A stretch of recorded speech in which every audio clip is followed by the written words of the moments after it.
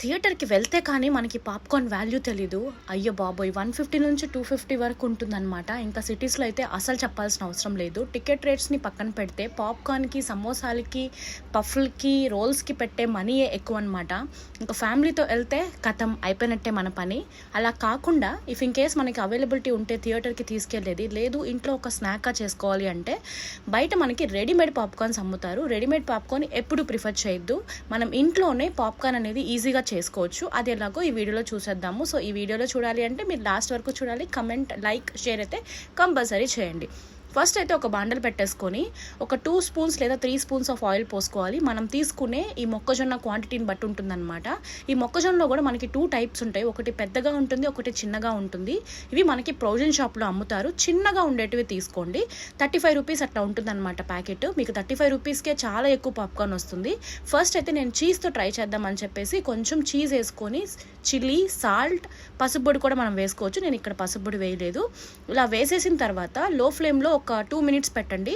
దాని తర్వాత లైట్గా మనం హై ఫ్లేమ్లో పెట్టుకుంటే ఆటోమేటిక్గా మనం డిఫరెన్స్ అయితే చూస్తూ ఉంటాం. అది కాలిన వెంటనే మనకి పాప్కార్న్ అనేది రెడీ అవుతూ వస్తుందన్నమాట. ఆ టైంలో మనం దానిపైన మూత అయితే పెట్టాల్సి ఉంటుంది. మూత అయితే అసలు తీయద్దు ఇన్ బిట్వీన్. సో అలా మూత పెట్టేసిన తర్వాత వితిన్ 5 మినిట్స్లో మనకైతే పాప్కార్న్ అయితే రెడీ అయిపోతుంది. అది చాలా హెల్దీ కూడా.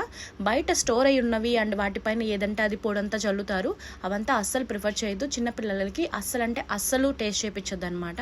సో చూస్తున్నారు కదా మనకి స్టార్ట్ అయిపోయింది. ఇక్కడ మూత ఇంపార్టెంట్, లేదంటే ఆయిల్ అంతా మన ఫేస్లోనే ఉంటుంది.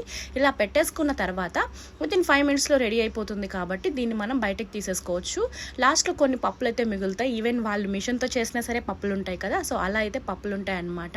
ఇలా చూస్తే మనకి చాలా హ్యాపీ వస్తుంది. అరే మనం ఇంట్లోనే ఇంత హెల్తీగా చేసేసుకున్నామా అనేసి. That to 2 or 3 ingredients use చేసి 5 మినిట్స్ టైం స్పెండ్ చేస్తే ఈజీగా పాప్కార్న్ రెడీ అయిపోతుంది. ఈవినింగ్ స్నాక్గా కానీ లేదు థియేటర్కి తీసుకెళ్లాలన్నా కానీ. చూస్తున్నారు కదా ఒక బకెట్ నిండా వచ్చింది.